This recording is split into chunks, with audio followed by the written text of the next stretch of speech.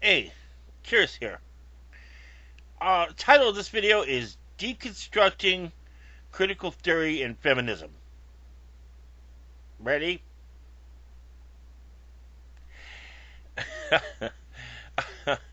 um, yeah, I'm trying to go there.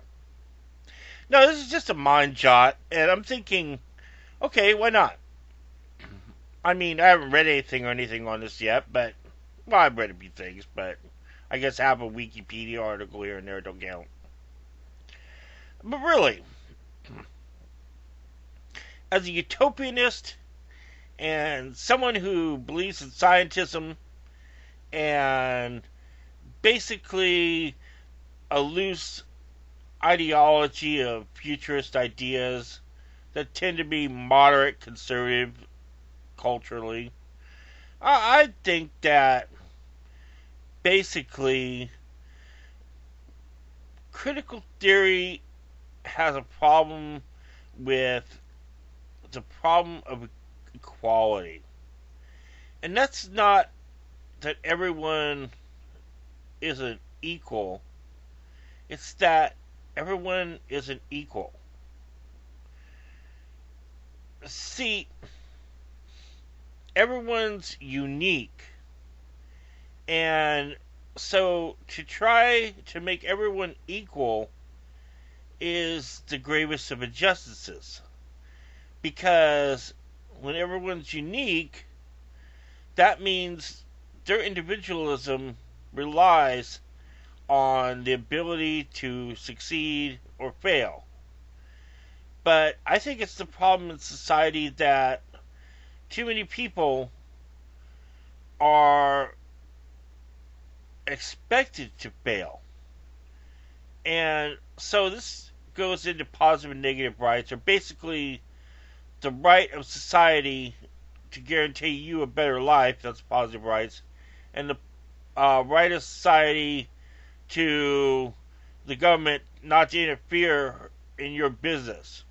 And that means everyone else, so not to interfere in anyone else's business. Which gives them a entitlement, empowerment contradiction and puts you at a disadvantage even if you're supposedly advantaged. See, I believe in an energy scale. That's why nothing like empowerment or entitlement or anything like that, or discrimination or being disadvantaged, at least culturally, makes any sense to me. Because I could see being disadvantaged socially. Well, I can see it. I mean, but it's a cultural construct. It really doesn't make any sense in energy theory or an energy economy. It's like a woman is just a woman. I mean, they get the same pluses, they get the same minuses. They have everything under the sun is, well, I don't want to quote Pink Floyd, but really, everything under the sun is in tune, but the sun is eclipsed by the moon. I just, that's modern poetry. That's modern philosophy. Even if it is in a contemporary rock song, it makes sense because entropy is the moon. And basically, that's pretty much the whole world is you have order and you have chaos. And that's just the thermodynamics of life. Now, what does that mean? That means that, yes, you could, it's valid to look at somebody uh, being prejudiced against even in a social construct. Well, you'd say especially in a social construct because that's the whole point of it. But the point is that if the social construct is just a construct, then then well, isn't that term ipso facto, or maybe that's a fallacy involved with it? But doesn't it stand to reason that if a prejudice is a social construct and a false one that we're agreeing upon, then the solution is also based on a fallacy, a false dichotomy. So, what we're doing is we're enabling a social construct to be self regenerating. Even if we're fighting against it, we'll never get there because there'll be a wall of diminishing returns because we're not really addressing the underlying problem. We're only facilitating the condition. Yes, that's the problem. What's the solution? It's it's an energy economy. And that what does that mean? No, it doesn't mean strict determinism, but it does mean basing things off individualism, like things that don't divide, like age, wealth, and health.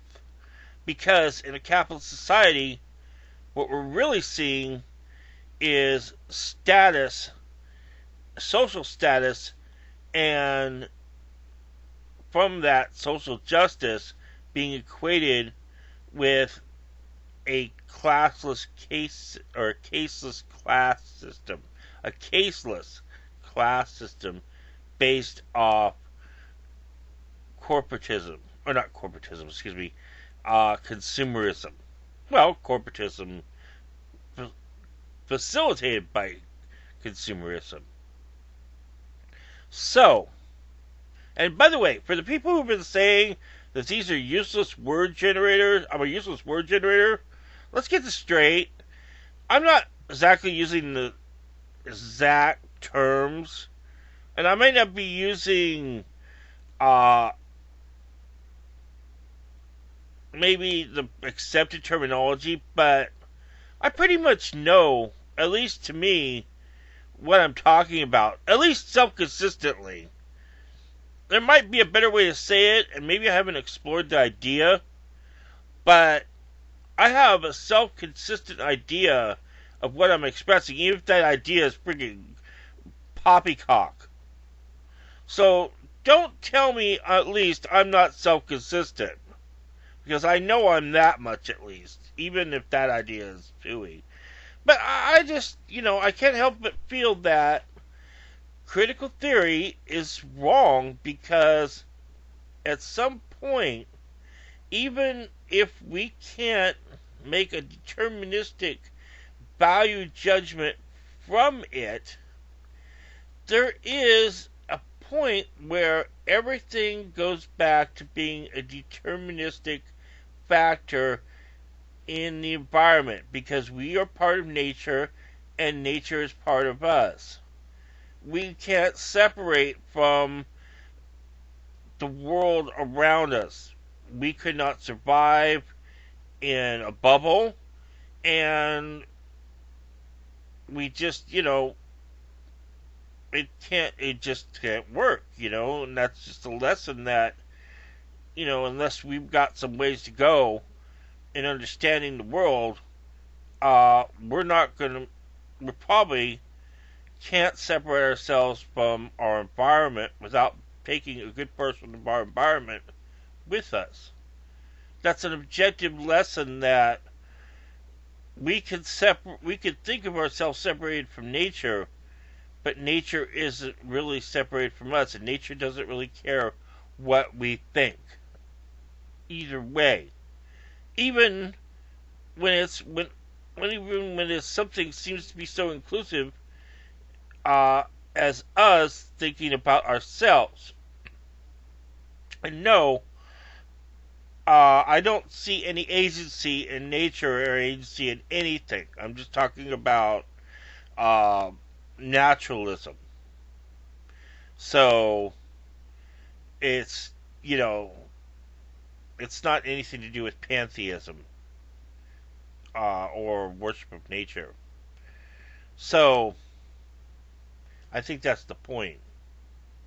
Is that we have to respect that we cannot see the point of our own conclusion. Yeah.